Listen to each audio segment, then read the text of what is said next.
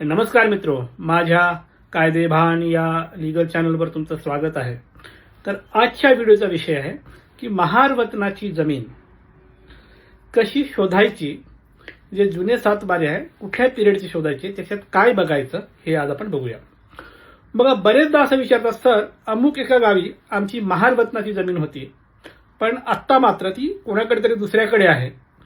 तर ती जमीन आमची होती आणि दुसरं म्हणजे महारवतनाची होती, हे कसं शोधायचं, कुठले कागद बघायचे, याच्यासाठी प्रोसेस काय आहे असं विचारतात.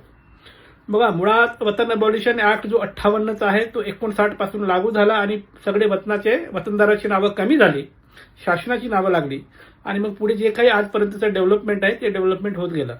त्याच्यामुळे जर एखादी महारवतनाची जमीन शोधायची असेल तर त्याच्यासाठीचा जी बेसलाईन आहे, जी डेट आहे ती आहे वतन अबॉलिशन ऍक्ट लागू व्हायच्या आधी, म्हणजे 58 पासून तुम्ही सातबारे तपासायचे. 58चा बघा, नाही मिळालं तर 57चा, नाहीतर अजून मागे जा 56, नाहीतर अजून मागे जा 55, 54, असं 50 पर्यंत तुम्ही जाऊन बघू शकता सातबारे.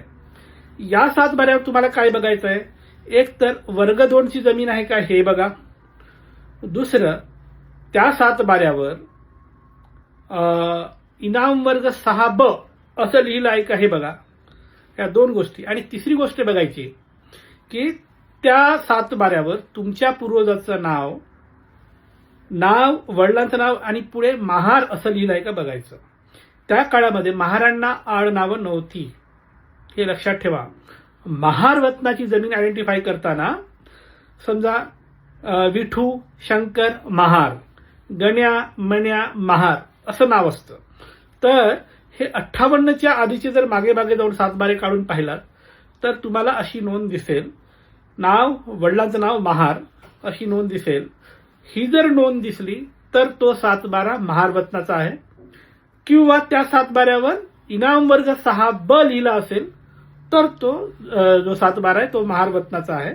आणि या सोबतच एक तिसरा पॅरामीटर व्हेरीफाय करायचं असतं, तो म्हणजे भोगवटादार वर्ग 2 असं पाहिजे. तर या गोष्टी जर असतील तर तुम्हाला ही जमीन महारवतनाची आहे की नाही हे व्हेरीफाय करता येतं. थोडक्यात महारवतनाची जमीन आहे की नाही व्हेरीफाय करण्यासाठी या गोष्टी बघायच्या. टाइम ब्रॅकेट काय सांगितलं, 58 पासून मागे जायचं, 58, 57, 56, 55 असं मागे जाऊन बघायचं. आता अजून एक प्रश्न काही लोक विचारतात, सर आमचे सातबारे सापडत नाही, मग आता काय करायचं. जर सातबारे नसतील तर महारवतनाची जमीन आयडेंटिफाय करण्यासाठी कळईपत्रक काढून बघा. त्या जमिनीचे कळईपत्रक सापडतात. कळईपत्रकामध्ये महारवतनाच्या जमिनीच्या महारवतनदार म्हणून नोंदी असतात. आता तिसरा प्रश्न, सर कळईपत्रकही नाही सापडत, आता काय करायचं. आता मात्र इनामपत्र, बक्षीसपत्र हे तुम्ही शोधू शकता. हे जरा डिफिकल्ट काम आहे, पण बरीच लोक शोधून आणतात. पुण्यामध्ये तर त्या रेकॉर्ड रूममधून आणतात. मोडी लिपीतले इनामपत्र ट्रान्सलेट करून लोक माझ्याकडे आणतात, त्याच्यामुळे मोडी लिपीतले तुमचे इनामपत्र सुद्धा सापडतात. थोडक्यात तुमची जर महारवतनाची जमीन असेल तर या 3 पद्धतीने तुम्ही जमीन शोधू शकता. त्याच्यासाठी टाइम ब्रॅकेट आठवण ठेवा, 58 पासून मागे जायचं आहे. सुरुवातीला सातबारे तपासायचे आहेत, त्याच्यात नावासकट, वडिलांच्या नावासकट महार लागलं असेल तर तो सातबारा वतनाचा आहे, महाराचा आहे. नाहीतर मग कळईपत्रक शोधा आणि इनाम वर्ग 6ब लिहिलं असेल तर ती महारवतनाची जमीन आहे. तर या सगळ्या गोष्टीच्या आधारे तुम्ही तुमच्या गावातील तुमच्या पूर्वजांचे महारवतनाच्या जमिनी शोधू शकता. फक्त हे शोधताना टाइम पिरियड लक्षात ठेवा, 58 पासून मागे जाऊन शोधायचं आहे, कारण त्या पिरियडमध्ये महारवतनाच्या सातबाऱ्यावर महार किंवा इनाम वर्ग 6ब अशा पद्धतीची स्पष्ट नोंद सापडते आणि तो सातबारा आपल्याला चॅलेंज करायला सोपा जातो.